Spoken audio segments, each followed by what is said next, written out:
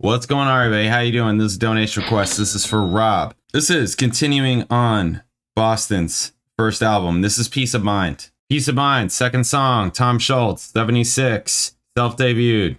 Okay, received substantial radio airplay, blah, blah, rock radio staple. One of 6 songs, 5 of which eventually appeared on Boston album. Schultz worked in his basement. It was finished in 74. Drum parts were originally Jim Masdea. Okay, demo version was fully formed, and so the album version did not change much except for amping up the guitars and production. Song is about the people Schultz worked with at Polaroid before getting his recording contract, and about Schultz's lack of interest in climbing the corporate ladder into company management. Billboard described the theme of the song being that competition and a corporate slot aren't the only choices. Better to turn on, tune in, and seek peace of mind. Lyrics argue that it is unhealthy for people to compete with each other.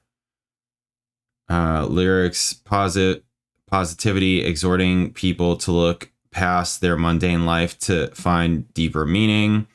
Song's uplifting quality, expressing through its freewheeling riff, its rich melody, and dazzling vocal harmonies. Described this theme as being that it is better to make music, and being at peace with yourself is better than corporate aspirations. Irony in the refrain, I understand about indecision. I don't care if I get behind people living in competition. I want us to have my peace of mind, knowing that this was a hit single premised on lyrics stating that one shouldn't take their career too seriously. Cited the lyrics as presenting an alternate view of the American dream to that described in another song from the Boston album, Hitch a Ride.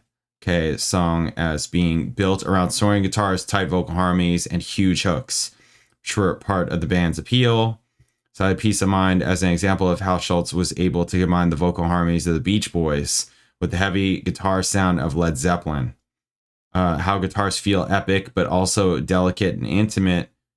Peace of Mind a long time as examples to illustrate how Schultz varied his guitar effects for each Boston song, stating that Peace of Mind has a grittier, less airbrushed attack. Among the earliest ones in popular music to use 6-4-1-5 chord progression, a variant of 1-5-6-4, widely popular in modern Western music. Okay, in popular music, I'm okay, whatever. This might be Boston's best. Yeah, they created this chord progression. I'm sure they did. They created it. Now, the music has been going on forever. And this is the 70s. Jazz had already done every progression known to man well before the 70s. It's like mind-boggling to me. I'm just like... Okay, anyways. This might be Boston's best yet as far as all pop radio stations are concerned. And jazz used to be popular music, by the way. If you're going to like argue about like a popular... Jazz was popular music at one point. Okay, anyways. Since the record maintains an acoustical feeling despite the electronic thunderbolts crashing in the distance. Record World said that the guitar work and Delp's soaring vocal again stand out. Yeah, that's going to be the big thing. We already know that, right? That's going to be the big thing. Satisfying, if similar, follow-up to More Than a Feeling. One of the songs that helped set the foundation for classic rock radio. Bouncy, slick tracks such as More Than a Feeling, Peace of Mind define new parameters for rock radio during the 70s with soaring vocals, searing guitars, and trite lyrics. Infectious, Flick Your Bic staple. Rock radio staple. One of the most overplayed songs in rock history, but praised Delp's singing, particularly his vulnerability and sincerity. Delp really believed the words of the refrain. Marginal lyrics they described as a tedious outcry against the commercial rat race, and said that it has the lilting but somewhat sterile exuberance of early Doobie Brothers. Oh boy. Boston's 5th greatest song, particularly praising the fuzzy guitar riff. Second greatest song behind More Than a Feeling, also the second song on the album. I mean, that's what I'm saying, powerful guitar solos and catchy chorus. Okay. All right, let's do it. Here we are, Peace of Mind. Bam. Again with the acoustic, right? We got a tambourine here. Right in with the guitars.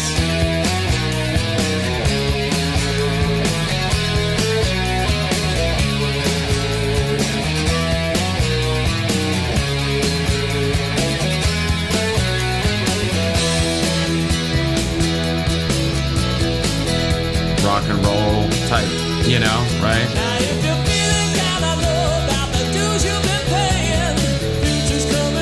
This does sound very Doobie Brothers. I grew up with Doobie Brothers. It does. This sounds very Doobie Brothers. And then you got the harmonies coming in, right? There it is. Yeah.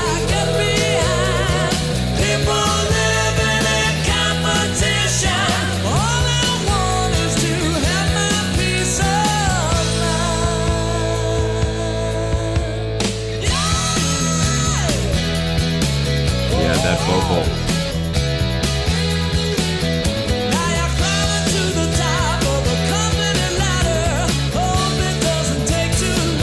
Yeah, yeah.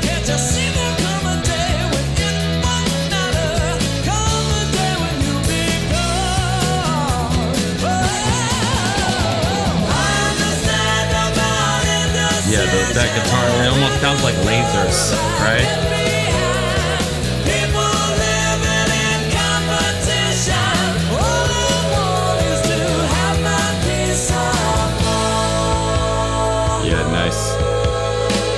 Nice vocal.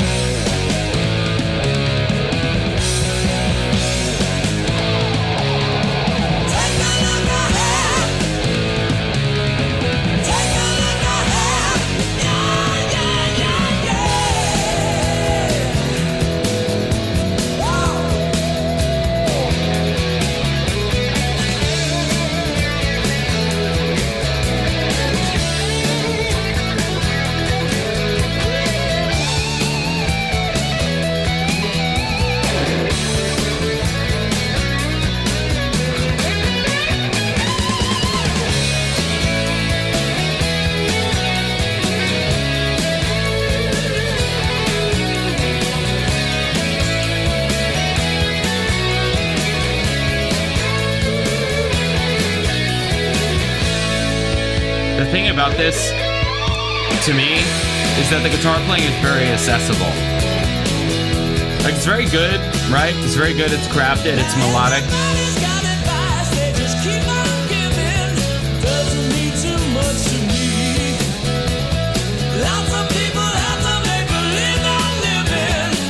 I gotta make sure I come back to this section.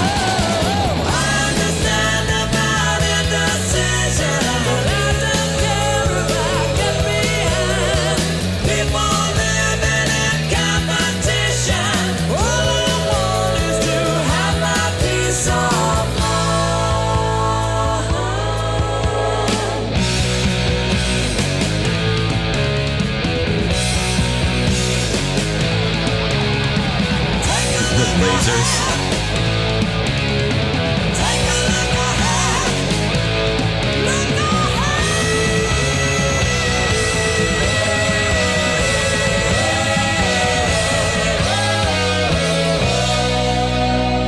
Sheesh.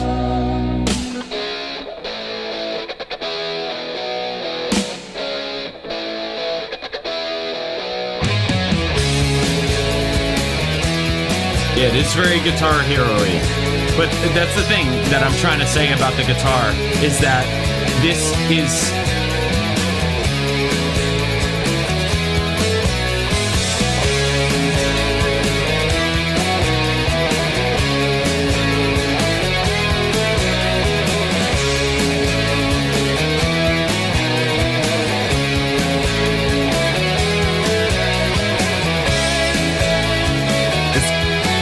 It's kind of interesting. All right, we got the harmonies going here. It's kind of interesting that it's like made for who they're talking about.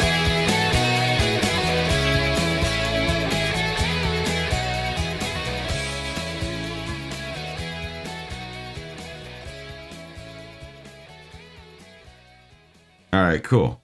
Yeah, I mean, it's great. The thing that I love about it is definitely the vocals.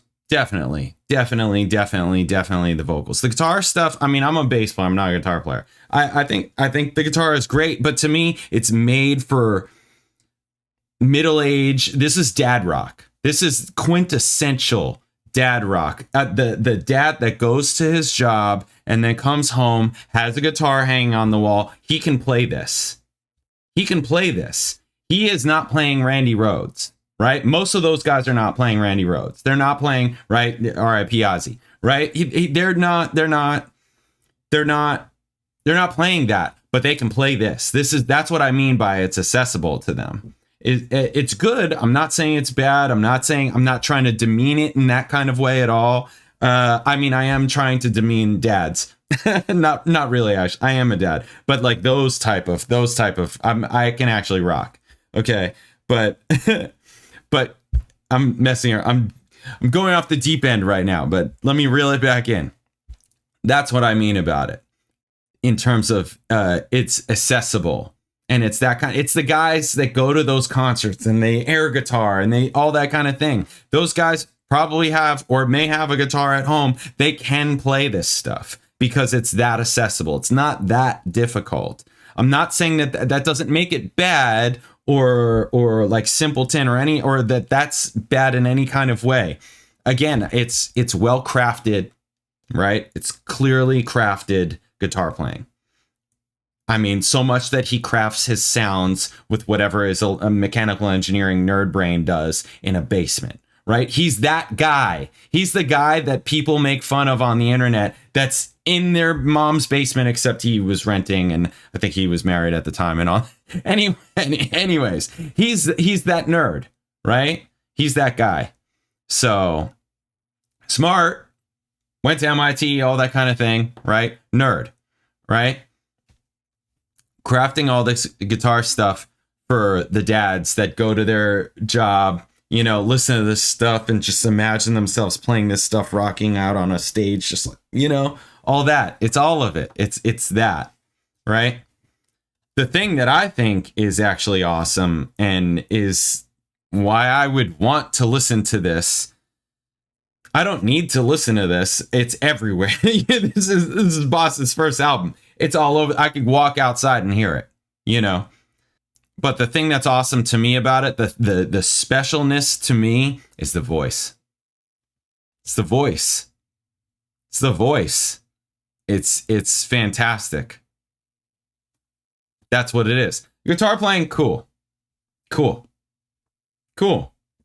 Great. The voice, that's going to connect with more people than the guitar. I mean, the guitar, it's fine. But yeah, that voice is really where it's at. Oh yeah, I wanted to go back. That's right. Yes, I wanted to go back because it does. It sounds like down around San Antonio. You grab another day down around there. People are kind of strange. Yeah, talking about the China Grove. Oh, China Grove. That's this.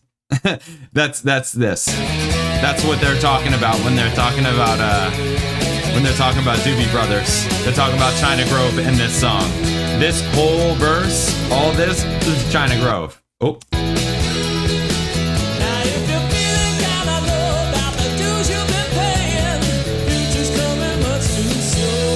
I'm not saying it's exactly the same. It's reminiscent. It's similar.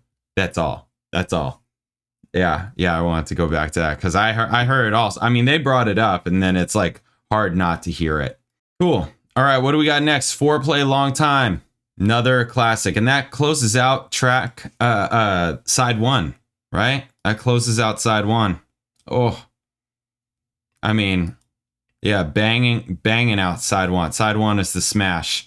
All right. I would say, just to bring back the whole guitar thing, the style and the simplicity, the accessibility, let me bring that word back, of the guitar is also what makes this arena rock.